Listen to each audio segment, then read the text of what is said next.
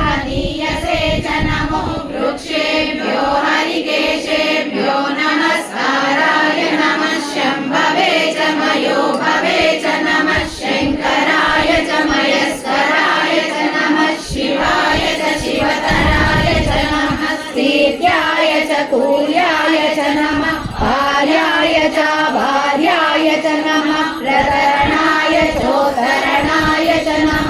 आधार्याय च लाभ्याय च नमः षष्ट्याय च प्रेण्याय च नमः श्रीकत्याय च प्रभाष्याय च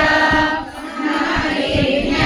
च प्रपत्याय च नमः किंशिनाय च क्षयणाय च नमः अपतिने च पुलस्तये च नमः गोस्त्याय च रुह्याय च नमः सल्प्याय च गेह्याय च नमः काट्याय च कंपरेशाय च नमः प्राणाय च विघ्नते च नमः अकिरते च प्रकिरते च नमो वक्किरिकेभ्यो देवानागुं हृदयेभ्यो नमो विक्षीणकेभ्यो नमो विचिन्वत्केभ्यो नमः आनीहतेभ्यो नमः आनीवत्केभ्यः